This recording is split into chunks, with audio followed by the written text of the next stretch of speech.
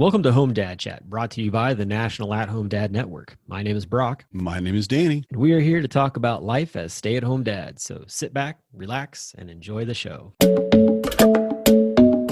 No, I don't want much. I even love handmade crafts made of macaroni. Come on now, you should know me. Times I might eat too much. No worry about my weight. Got the dad bod rocking on me. Sketches on my feet. Cargo shorts look good on me. I'm a dad, that's what I do. Hey, Danny, how you doing today?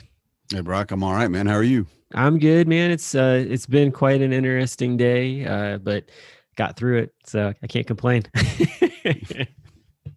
Everyone's still alive. Kids got fed and all that stuff.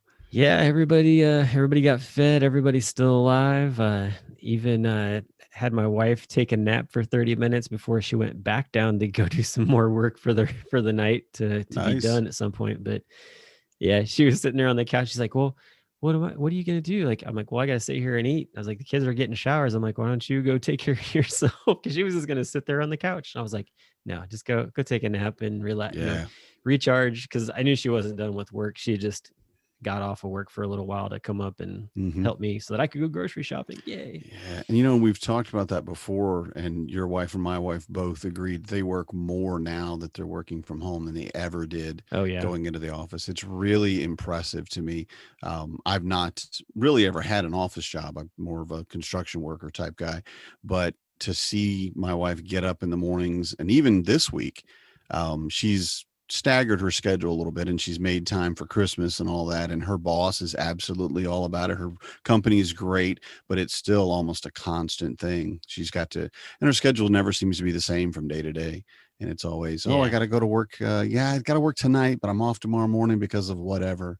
So she's really working herself. And I will tell you, and I will tell Corey too, if she ever hears this, get your naps. Oh man. Yes. Yeah. If you can get a nap, go nap. Just do it. Yep, definitely.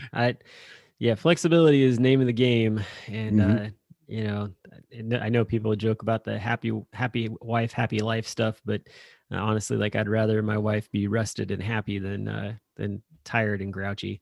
So yeah. Nobody's happy when you're grouchy, no matter who it is. So definitely. Well, hey, it's getting colder out. It's December. Maybe it's not as cold where you are down there in the South. So based on the post today that I put out asking guys about what they do in the cold months and getting quite the jeering from one gentleman from Texas who was telling me it's 72 degrees and he still gets to go to the park. Oh yeah. It's like jerk face. Yep. Yeah, that's nice. Me too. It was like 64 today, and I was just walking around outside like, yeah, this is Georgia. So yep. So it must be nice. But it's mild here right now currently, but it's gonna get colder.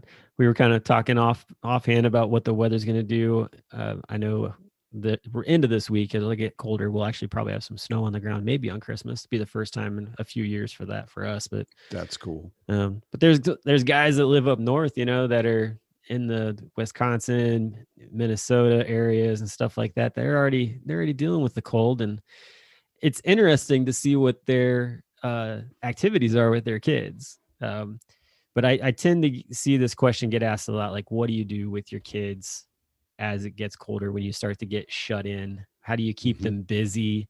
Different things like that. And of course, when you're off school for those 2 weeks, Christmas, New Year's, and then, maybe some guys have an extra week on top of that or whatever. It's what do you do with them? Especially now, because, a lot of the spouses are at home too. So that's a whole nother new element this year, probably for most than it was past. But we're going to talk about that tonight. Like what kind of things can you do? What kind of things do you do? And we'll put in some examples that, like I said, from a question that I asked on the close page today, just to give guys a chance to spout off both their I live in cold or I live in warm weather versus those who are talking about the amazing things they do in the cold weather. So it'll be fun. What kind of things do you do? I mean, like I said, you're in Georgia, like you were saying, so it doesn't get insatiably cold down there, but we probably have more days where it's too hot to go outside really with your little kids than it is too cold. down there. Yeah. And that's, I mean, it just, it's kind of an odd thing to say, but realistically, when if you've got a child and you go out, and I remember my kids when they were very young and they were just rosy cheeked and hot and just like there's nothing you could do. But we've been, my wife is from Minnesota, so we've been up there a few times with the kids, and it's an amazing difference to me as to what you have to do, how you have to bundle them up, and how you have to, I mean, in some places keep every inch of skin covered or they're going to get hurt.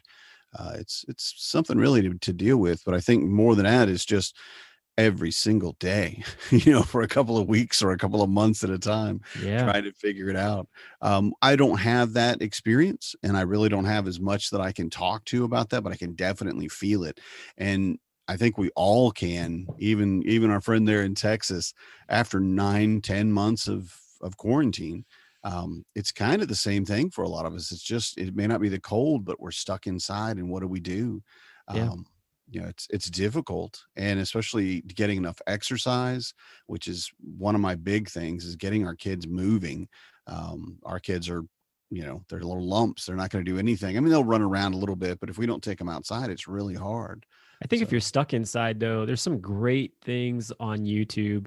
I know, like, I have a Roku and I got the YouTube app on there and stuff, but being able to pull up things like that to get the kids, into movements and doing different things, whether it be yoga or, if you're just going to do some exercise or whatever, but utilizing that when it's cold and you can't go outside to get them moving is, I think, another really good thing. But let's kind of backtrack just a little bit, or kind of back things up just a little bit, because I don't want to get too far ahead of things. But I feel like one of the things that's most important, and this is the thing that my wife and I really seem to like land on together, was the whole idea of setting up like a routine for the kids, and for myself as well. So for that, a lot of times, like, we have like a written, we should have like a written down chart on the wall for the kids to look at. My 7-year-old can read it. My 5-year-old, she knows what the things are there because he points them out to her. So that's kind of helping her out a little bit. But, things like get up, go to the bathroom, get breakfast. After you get done eating breakfast, like, get your vitamins, go change, come down and brush your teeth. That kind of stuff we put on there, like hug mom and dad, that kind of thing. Just stuff like that. And then from there, we set up like a learn to earn type of chart. So for every 20 minutes of like reading, coloring, building like Legos, something creative, whatever it is, they get 30 minutes of screen time. And so just kind of building that, like, hey, like, you go do this, you get this in return, kind of help for us to get the day going together. And then I've put some new elements into it, just with the fact that it's winter break right now.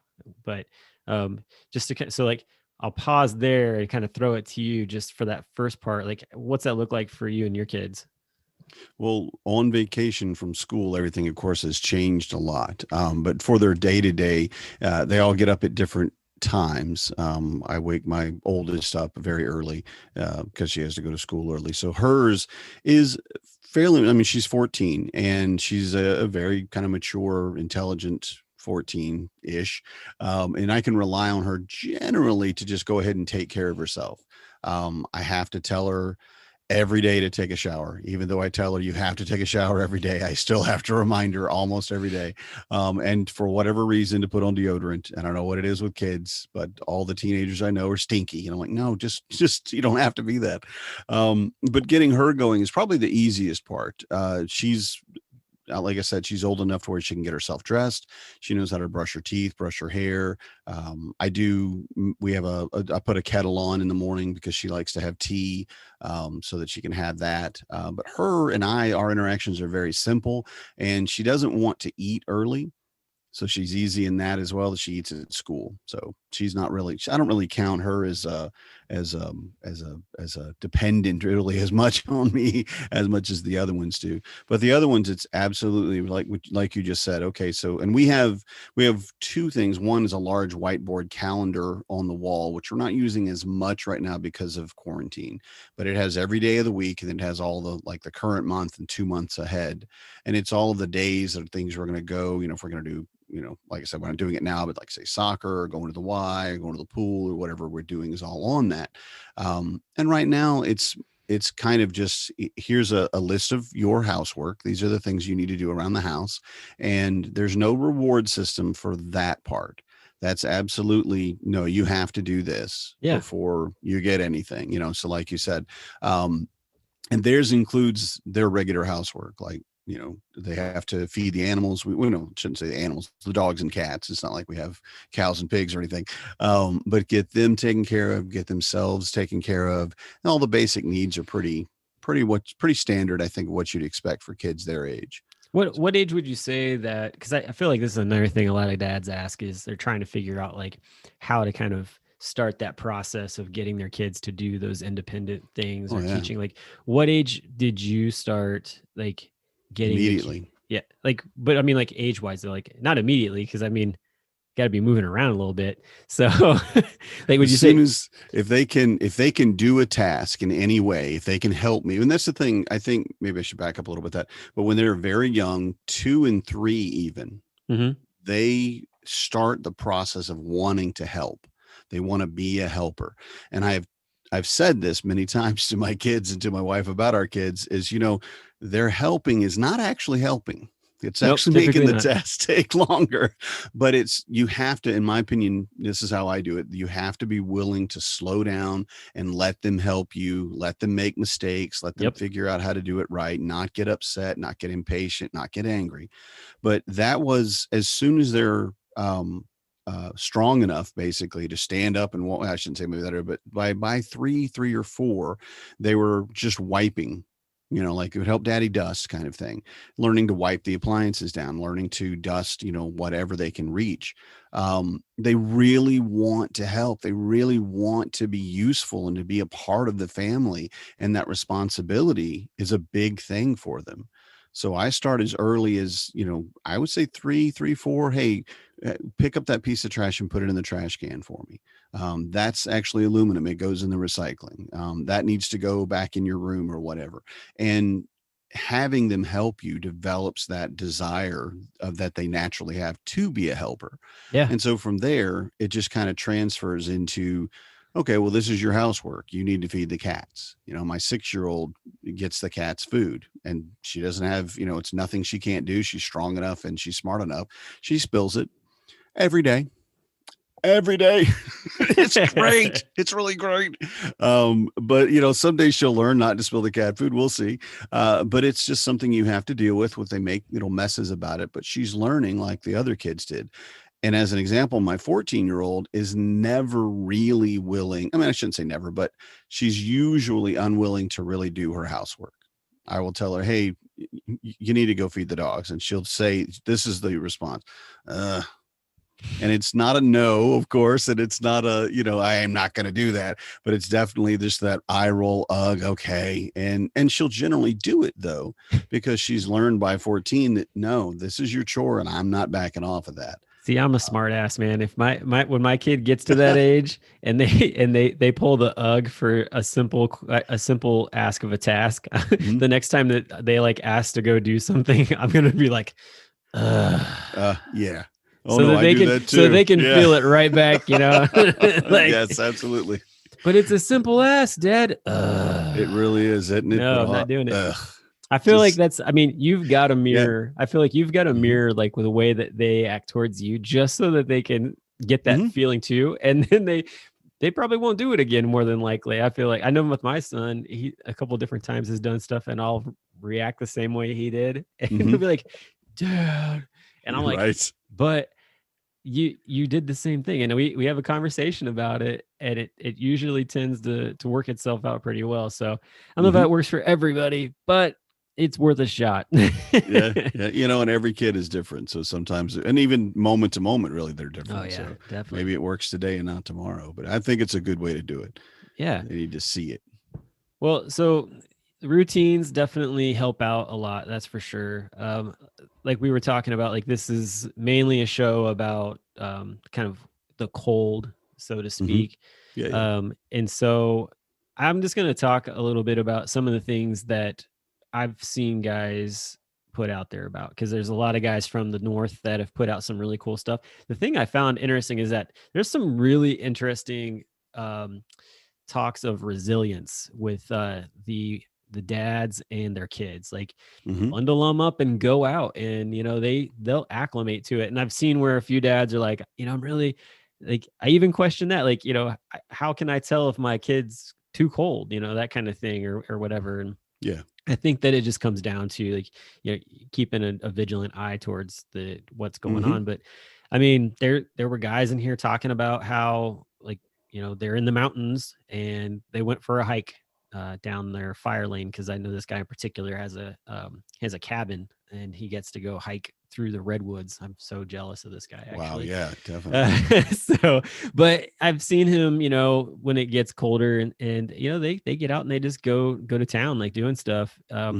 They're, guys are talking about, just bundle up. 22-month-old, they bundle up in hat and mittens and fleece lined pants, and they go out and they build snowmen and trollop through the snow and have a good time with it. And there are guys that are one guy is funny. I know this guy in particular. He's in, I believe, the Wisconsin area, and they've got an inflatable hot tub in their garage that they use as like a swimming pool. And so I know that guy. Yeah. And so when it gets warm enough, when it gets cold enough, that's what they do. And I think that's just great. Like, they had the ability to purchase one of those, and it's got a dual purpose to it for both warm and cold months. So I thought that was pretty neat. Yeah.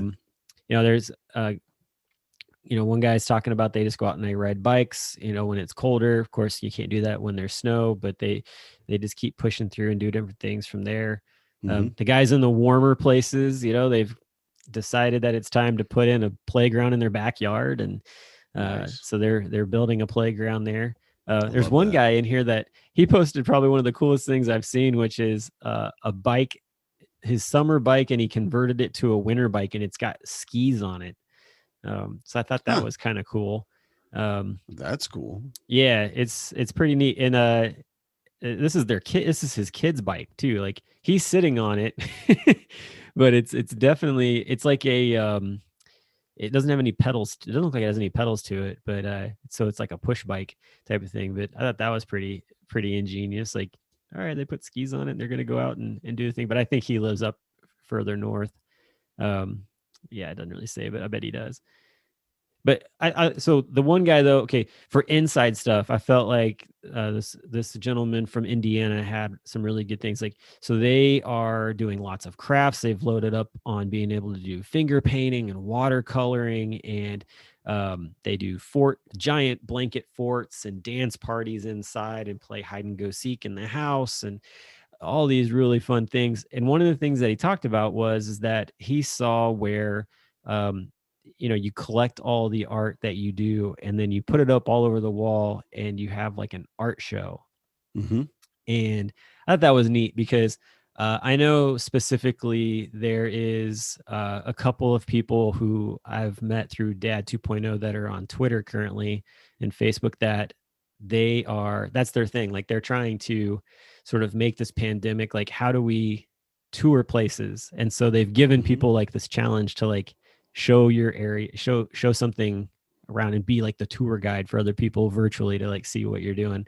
And that's kind of a neat thing to do too. I mean, you could have all kinds of fun with that, especially in the colder months. It would be fun to do. One guy uses the entire part of his house, 4 rooms, for his daughter and son to troll around on their scooters as a board member. He put a video in here too of it, which is really funny. It's a great video. Yeah. But yeah, I mean, just different guys, they got different stuff going on. Like I said, like lots of snow building. I think the biggest key though, honestly, when it comes to the winter, if it's not blistering cold where you're going to go out and get, frostbite from the wind and everything else. Like if it's nice, it's sunny outside, or even if it's not like a wet rain type of deal, like to get out and do something. Because I think that I know me personally, I'm just as happy sitting on the couch, honestly, when it's really just kind of crappy out and just being like, screw it. Like my wife is, giving me the flexibility to where, as long as the kids are healthy and fed and, they're having fun, if it's just going to be like, let's just sit around and play games or watch movies for the day. And that's what we're doing. Like, that's what we're doing. Yeah. And, especially when it's colder out, my kids get extra amounts of screen time. With it being winter break right now, I've actually got kind of a fun routine where in the morning we're watching a movie. So yesterday we watched Santa Claus the movie from 1985. Oh, okay, yeah, such a good movie. It's one of my favorites. If you're listening to this and you haven't seen Santa Claus the movie from 1985, check it out, because I feel like it is it's like Elf and like all the other Santa movies, like all packed into one. Like they all took something from that movie and put it into theirs, like the newer stuff. But so we watched that, and then we watched The Wizard of Oz today, which my kids hadn't really seen, so that was cool. So we do that, and it runs up till just about lunchtime, and then after lunch, like they go upstairs and they play independently. And which is a big thing, very important thing. Oh yeah, definitely. So you have kids that are closer to my kids' age, with the two younger ones. Actually, I think they're almost identical in age. Real close, 6 and 7. Yeah, mine are 7 and 5. So, but how? Kind of speak a little bit to the independent play side of things. How's that work for you with your younger ones? They do very well together, and I will say I don't really push independent like just themselves as much as if they want to play together. Right, that's what I mean when I mean independent play. Yeah, without parents or adults. Exactly, like they would if they were at school on the playground. Nobody's instructing them what to do. Exactly. Yeah, and they love playing with each other until they don't.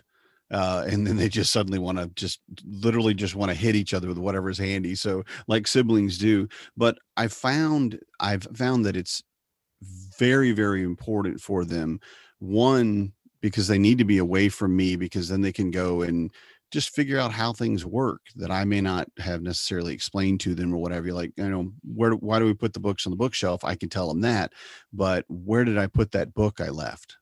Did I put it in my bed? Where did I leave that? And being able to trace back their things, so that independence helps them grow, I think, in so many ways. And then their imagination, because almost everything they do is imaginative play at that point. When they do their independent stuff, they're not really reading books. They're not really doing anything. They will a lot of times do, drawing and writing and things like that, but they're drawing something that has to do with the game they're playing. The imaginative, whatever that the story that they're playing out together, and they're like, well, no, we need to write down, I don't have any really good examples, but I need an arrow. I need a red arrow pointing towards this way, so that I know, when the dinosaur comes in his truck to come down the hill to pick up his watermelons, he goes this direction. And I'm just like, okay, draw your arrow. I'm fine with that. Sure. Because they get so into their own world, into building their own stories, really, and into their imagination. They will come find me, which I love, and they will tell me, this is what we're doing, or this is what we did, or ask to borrow things. Hey, could we have the cardboard tubes out of the recycling for, swords, or, we're going to roll our Matchbox cars down it, or whatever they're going to do. I think the biggest part of their personal growth at those ages, at least, comes from play like that. Yeah. And as a dad, I think, and I should say as a parent, but I know my experience is from a dad, we're the solid, like, home base. This is your foundation, where I'm good here. I'm not going anywhere. Go over there and see what happens. Go out, experience whatever it is that's over there, climb up your dresser like a ding dong if you want to, but try to be safe, but go do those things, figure out why things are the way they are. And I'm here for when you're ready to come back, or if anything scares you or you get hurt, or, you need a snack or whatever it might be. So yeah. I think a lot of that is they're probably most progressive growth in those age groups, 5 to 7. Yeah, definitely. Yeah, I found it interesting when we're only day 2 into our winter break, but I went upstairs last night to put the kids to bed, and over by my son's closet, there were like these pillows, and it just kind of looked like it was like a reading nook or something that he had like built like his own little like nest area. Nice. And there's a pillow that I typically use when I read to him that I sit on his bed, and I was like, "Where's that pillow at?" And he's looking around. He's like, "Oh, I know where it is." And he goes past the place where the pillows are, but he goes into the closet and he disappears back in there. I'm like, "What's going on?" Because there's like a hanging shelf that sits in there, and I'm like, "What is he doing?" And he comes out with like a pillow and a blanket, and I'm like, "What is all that?" And he's like, "Oh." And he was talking about how his sister had like made herself a little reading nook in there, which was like even tinier space, but she's 5. Yeah. And they both apparently were just like sitting in, he said that they were laying there and reading, and they even took like short naps. Like, I didn't know that. Like, I was down here the entire time doing stuff around the house, but it was just great. Like, we've been telling them for a while, like, you guys need to at some point recognize that you're so tired that you just need to stop and just take a moment to just rest for a few minutes. That is awesome. And so they've obviously figured out, and they were still tired last night. I mean, I had them doing all kinds of stuff yesterday, and they still were just zonked. So, but I was just super impressed to see them build, this little area for them to hang out in. Yeah, their own spot. Yeah. Yeah. So that was really cool. And that's very cool. It was still there again. Like, they rebuilt it. Or her area, because of course I had taken like the pillow out of it and stuff, but obviously they like that area. And hey, honestly, if that's what they like to do, and I get the opportunity to have like no kids around me to be able to get things done around the house, and just enjoy the quiet, I am all for that. So yeah, me too. So hopefully that continues, because if so, that's going to make winter break that much better, I feel like, for me in a lot of ways.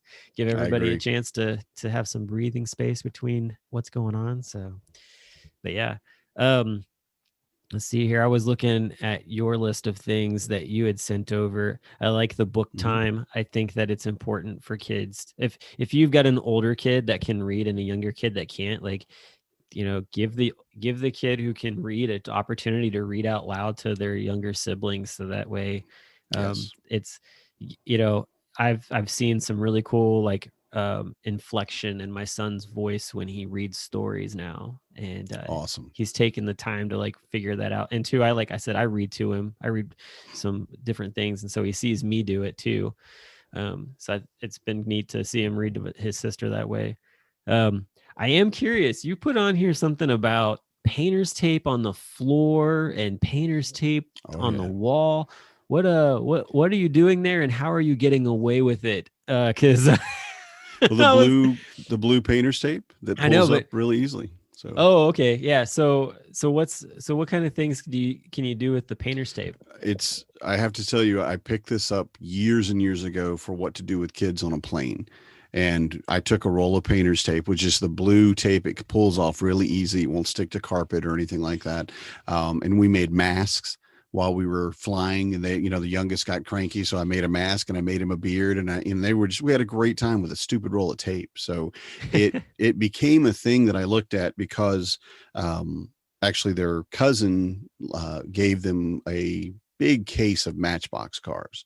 And I've always, we always had like Hot Wheels or Matchbox when I was a kid, and we just played with them in the dirt or whatever else. And so what we did is we made a raceway the first time, which is basically just 2 stripes of painter's tape, and it was on the carpet, so it wasn't even very fast. It was more of the a moving, let me push this with my hand than actually racing cars. But we made streets, and then they wanted to put buildings in, so they started building buildings with just like cardboard boxes and things like that, and just letting their imagination go, because now they have not just a piece of carpet, they have, oh look, a city street, or it's a raceway, or it's an airport, or whatever it might be. So we'll do that there. We'll also make designs, especially on the kitchen floor. And they'll just say, they'll show me a triangle, and then the triangle is very simple. Even the youngest can make a triangle at this point. And then we're like, well, what can we add on to that? What can we build onto this? And give them each a roll of tape when it's the two smallest ones, and they'll just go to town. It's a lot of tape, I'll admit, and it's difficult sometimes to get it away from them or to get it all up. It doesn't all come up 100%, but generally it all comes up fairly easily, especially you don't leave it there for any length of time. Yeah. And that just lets them, again, build their own space or their own place that their imagination is saying, well, this is a mountain. So I'm going to build, I'm not going to build a tape mountain, hopefully, but I'm going to put on the cabinets in the kitchen, I'm going to put basically a triangle, and that represents the mountain. And they'll just drive their cars up the side of the cabinet and then back down the other side, and it peels right off without taking any paint or anything like that with it, because that's what painter's tape is for. That's cool. So, yeah, no, I wondered about that. That's really neat. I like that idea. Once you start it, I have to say it's kind of like with anything, you find it and you're like, I'm gonna have to go everywhere now with a roll of painter's tape in my pocket or my backpack or whatever. Because what are we doing, Dad? Here, let me make you a mask. You're now Santa Claus, and they'll go crazy. Yeah, that's cool. I know, I like that a lot. I think you also have on here like puzzles and board games and. Oh man, my kids are all about that, especially just all kinds of games and stuff. So we play a lot of Ticket to Ride. I've got a small, nice. I don't have like the big version. I've got actually a version from New York. It's the New York version. So it's cool. just New York City. Oh, nice. So it's small. Yeah. And it's all taxi cabs, and the kids love it. And my oldest is learning strategy with it. He was really upset with the last game we played because he had a strategy in mind and it did not work out well for him. Yeah. And so we had to talk about what didn't go right and how to hopefully make it go right the next time, which was good, because he was like, all right, when are we playing again next? So right, I'm ready. Let's try it now. Yeah. I'm ready to beat you this time, Dad. So we're doing that tomorrow. I believe we're going to play some of that, but that for a rematch. Just some different card games. I don't know if anybody knows it's not like Monopoly is a fun game to play, but it's long, right? There's actually a card game of Monopoly. It's called Monopoly Deal. I don't know if it's out as like widespread as it was when it first came out, but it's really easy because all you have to do in the card game is get like 3 sets of like property. Like once you get 3 full sets of property, you're done. And so a lot of the same rules play for like a Monopoly game. When you have certain things you can do, like you can force people to pay you rent and all this different stuff. So it's got a lot of fun little things to it. But that Monopoly Deal is a whole lot more fun than Monopoly itself, because you're not dealing with any pieces. It's all just a card game. So that's one I would suggest to people as something to check out for sure. Yeah, we do puzzles a lot. My wife, that's what her family did all through those winter months, and you figure out what to do with the kids. They would do puzzles. Now I can't do puzzles. I would say I can do a puzzle if it's just me, but my patience just disappears within seconds when I try to watch my kids put a puzzle together. It's just something you have to know your limitations. This piece goes there. Can you stop? My wife fortunately loves it still, and it does have that patience. So they do puzzles with her. Yeah. And the puzzle pieces that are much larger too, they're like 2 inches across or what have you. Harder to lose, fortunately. Easier for little kids to kind of manipulate and move around. Yeah. And again, that really, really helps push them towards their, more cognitive understanding of what they're doing and why it doesn't go where they want it to go and how to put it where it's supposed to go. Yeah, definitely. The other thing that I was thinking about, like for these months where you might get stuck in the house, if the roads are safe enough to get out, like to go for a drive, I love driving. I love the kids getting to like see different. It's funny because like where you might have driven and been like, this is just another drive, to them, like they see buildings and things. They're like, whoa, that's really cool. Yeah. Or 2, it gives you the opportunity to play different music. So like we don't listen to anything like crazy. Like I like classic rock and things like that. But so the kids, like, we don't have to like, oh, you can't, like, it's like there's nothing that I listen to that you can't listen to type of thing. So they like a lot of the same stuff. But like even the Okie Dokie Brothers, we play a lot of Okie Dokie Brothers. So like we'll go in the Prius because it's got Bluetooth, and I'll throw on Spotify and I'll pull up Okie Dokie Brothers and just drive around and listen. And the kids, like, they love it, man. They just sing all the songs. It's a great time.